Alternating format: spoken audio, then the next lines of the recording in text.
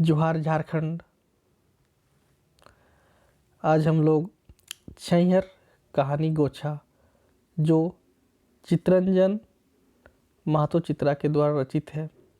इससे पहले बहुत सारे स्टूडेंट ने आग्रह किया था कि सर आप यूट्यूब पर वीडियो डालिए, जिसके कारण से उन लोगों का मन रखने के लिए मैंने यूट्यूब पे आप लोगों के लिए ही आ गया हूँ। और जैसा कि आपने बोला था, मैं जिस तरह आपको पढ़ाता वैसे यहाँ भी पढ़ाऊँगा, उसमें कोई दिक्कत नहीं है। लेकिन जब मैंने यूट्यूब पे आया है आपके भरोसे, तो आपसे भी एक बनता है कि ज़्यादा से ज़्यादा शेयर करें, लाइक करें और चैनल को सब्सक्राइब करें, देखें, कमेंट करें और सीखें और हमें बतावें क्या और अपग्रेड करने की आवश्यकता है। इससे पहले तो वीडियो मैंने यूट्यूब पे नहीं बनाया था। चलिए ये सब छोड़ते हैं, सब बात की बात है, पढ़ाई पे मैटर पे चर्चा करते हैं। ये छैहर हम सभी जानते हैं। छैहर कविता छैहर कहानी चितरंजन महतो चित्रा के द्वारा लिखित है। पहले के जो भी लेखक थे वो क्या करते थे, अपने आस पड़ोस में जो भी चीज़ों को देखते थे अपने तरीके से उसे कलमबद्ध करते थे, हूबहू कॉपी करना चाहते थे और उसी को कहानी का रूप हो या उपन्यास का रूप हो या फिर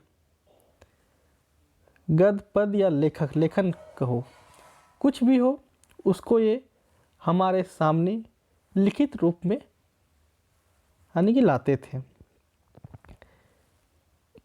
उपन्यास अभी भी समाज का दर्पण कहलाता है और है भी। वास्तविकता उसी से झलकती है कि हमारे समाज में उस टाइम क्या और तभी क्या और क्या चल रहा है। चलिए छैहर के बारे में जानने से पहले हम लोग सबसे पहले जो है चितरंजन महतो जी का उसका जीवन परिचय जानेंगे। छैहर टाइटल, इस बुक का टाइटल जो है छैहर क्यों पड़ा, उसके बारे में हम लोग बातें करेंगे। उसके बाद जो छैहर में 10 कहानियाँ हैं उसके बारे में हम लोग चर्चा करेंगे। छैहर, सबसे पहले जानते हैं कि छैहर क्या है। इसको छैहर ही क्यों नाम दिया गया, दूसरा भी तो नाम दे सकते थे,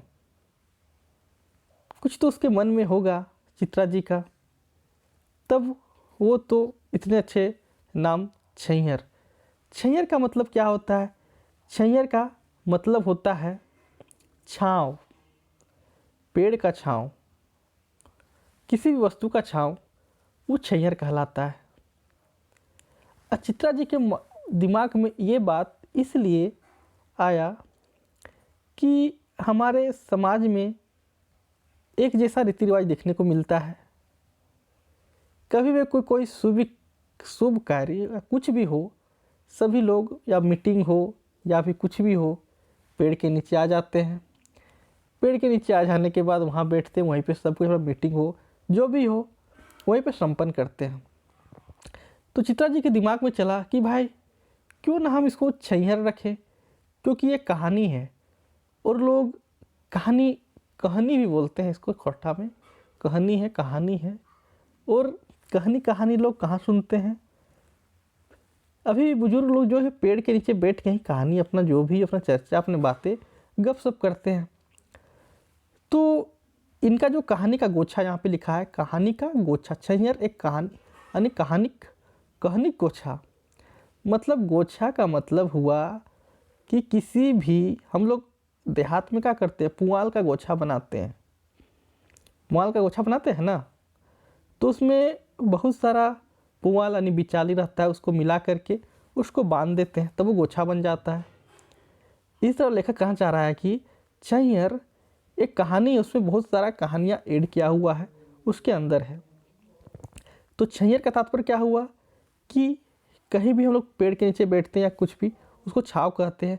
और जब बड़े बुजुर्ग पहले के लोग बैठते थे तो कहानी या कुछ भी मीटिंग या कुछ भी, सब कुछ वहीं पे होता था।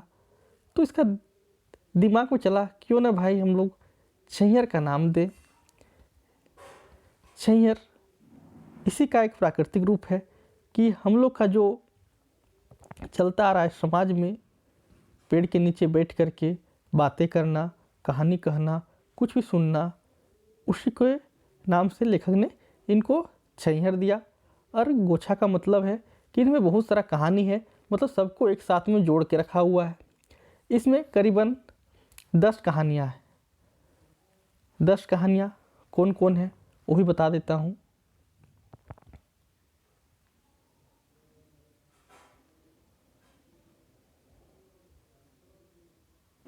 अच्छा, कहानी जानने से पहले सबसे जानने वाली बात है लेखक के बारे में। तो पहले हम लोग लेखक के बारे ही जान लेते हैं। चित्रा जी का जीवन परिचय क्या था, उसके बारे में हम लोग जान लेते हैं। चलिए तो शुरुआत करते हैं चित्रा जी के जन्म से। चित्रा जी का जन्म कहाँ हुआ था, उसके माता पिता कौन थे।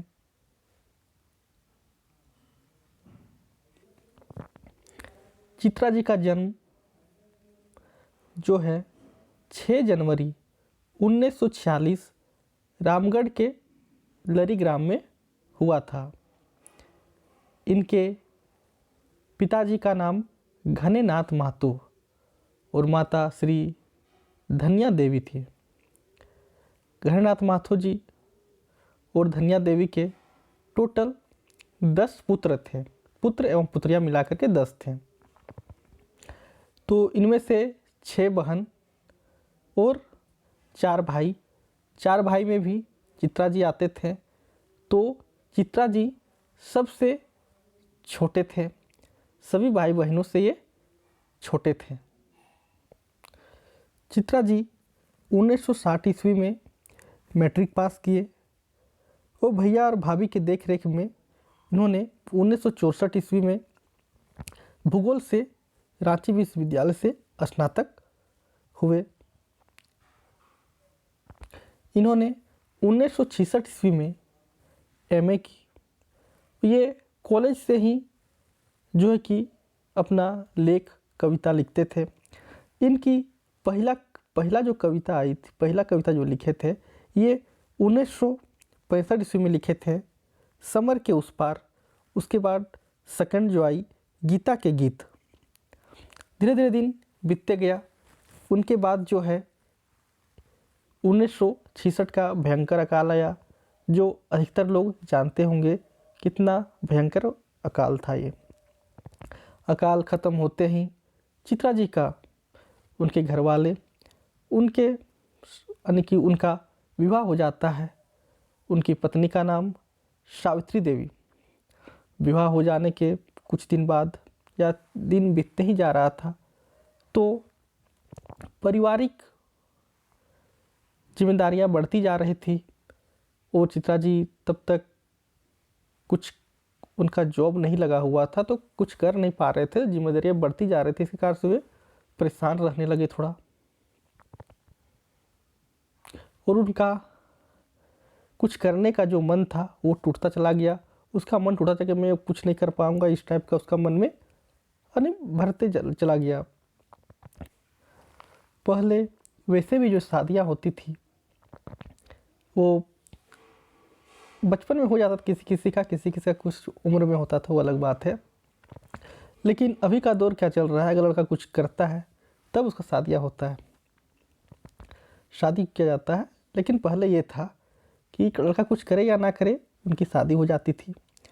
तो बेचारे जो है पूरा प्रेशर में आ गए, कुछ हो नहीं रहा था, इधर कुछ कर नहीं पा रहे थे, पूरा टूट गए कि मैं कुछ कर नहीं पाऊँगा। फिर उसने उसी दरमियान उसने उपन्यास लिखना चालू कर दिया।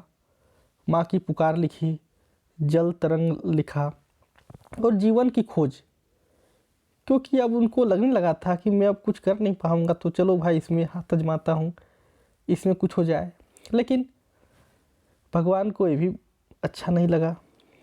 उन्होंने इन सारे पुस्तकों को लिखा और ये सब हिंदी में उपन्यास लिखा। लिखने के बाद ये पटना भेजे छपने के लिए, लेकिन पटना से रिटर्न आ गया।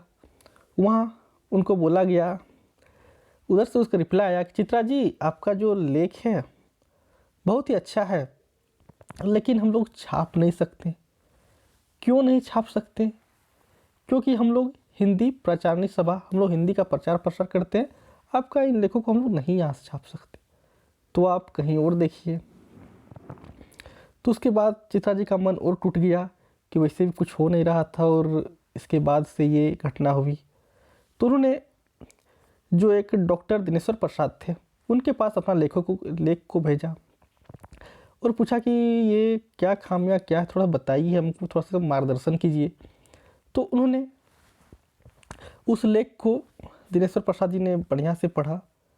उसके बाद से कथा वस्तु बोला कि आपके जो कथा वस्तु है बहुत अच्छा है, और अच्छा रहने के कारण ठीक है, लेकिन जो एक परिपूर्ण या परिपक्व लेख जो होता है, उपन्यास होता है, थोड़ा सा खामी है, थोड़ा सा गड़बड़ियाँ हैं, उसको सुधार करने की ज़रूरत है। आप उच्च कोटि के उपन्यास पढ़िए, उसके बाद लिखिए, तो आपका अच्छा होगा। फिर उसके मन में आया कि हाँ चलो भाई, लिखना चाहिए। तो उन्होंने हिंदी भाषा से नाता तोड़ दिया और अपने खोटा भाषा की तरफ आगे झुकाव हो गया। इसी तरफ से कहीं ये, तब तक इसका कोई फिक्स जॉब भी नहीं था, कहीं इधर से स्कूल खोल रहे थे, कभी कॉलेज खोल रहे थे, तो इधर दौड़ रहे थे, उधर दौड़ रहे थे। इस दौर चलता गया। इस चलते 1984 का दौर आया। उस समय रामदयाल मुंडा से एक समारोह सभा में इसका मुलाकात हुई। मुलाकात होने के बाद वहीं से इसका चला कि क्यों ना हम लोग रांची विश्वविद्यालय में, ये रांची यूनिवर्सिटी में, हम लोग खोटा की या क्षेत्रीय भाषा की पढ़ाई के लिए कुछ कर। इन्हीं विचारों के साथ उस यूनिवर्सिटी में खोटा भाषा का जो स्थापना की जाती है। स्थापना होने के बाद वहाँ 2 वर्ष पढ़ाते हैं। 2 वर्ष पढ़ाने के बाद वो वहाँ से फिर निकल जाते हैं, अपने हाई स्कूल पढ़ाने लगते हैं। पढ़ाते पढ़ाते उनका कुछ जो है आकाशवाणी के द्वारा प्रकाशन किया जाता है, उसका लेख को, कविता को। और कभी विश्वविद्यालय पढ़ाते हैं, कभी इधर पढ़ाते हैं, स्कूल में पढ़ाते हैं, वे इधर उधर पढ़ाते रहते हैं।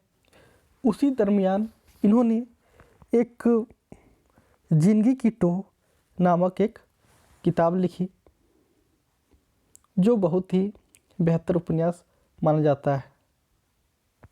और इन्हीं के साथ आगे बढ़ते बढ़ते 2006 में बोकारो के एक हाई स्कूल से ये सेवानिवृत्त हो जाते हैं। ये इनकी जीवन परिचय था। अब चलते हैं इनके द्वारा छैहर में लिखा गया 10 कहानी का गोछा में क्या ये बताते हैं। 10 कहानियों का लिस्ट मैं आपके सामने रख रहा हूँ। ये जो कहानियाँ हैं छैहर, जो आप बुक का टाइटल ही देख के पता चल जाता है कि छैहर। बोनेकलोर, हम कैसे जियब, बाबू एगो कहानी कही दे, गुरुजक फिकीर, समय कटवा ताश खेला, सांस्कृतिक झगड़ा, चोर डाकू और लुटेरा, नवा जमींदार, देवता के खायल डाकिन। छैहर में हम इन सारी कहानियों को पढ़ेंगे। तो जैसे कि आप लोग पहले मैंने बताया छैहर के बारे में, उसका बोनेकलोर में कहा है। तो बोनेकलोर जो है ये पर्यावरण संबंधित लिखा गया लेख है, कहानी है। इस कहानी में बताया गया है कैसे ज़्यादा प्रदूषण ये फैलने के कारण से हमारा क्या दर्द है। बोनेकलोर यानी कि जंगलों का क्या दर्द है, जंगल के, यानी जंगल में हम लोग ज़्यादा कटाई कर ये करते हैं, तो उसके बारे में हम कैसे जिए, हम लोग क्या है, बाबू वो कहानी कही दे।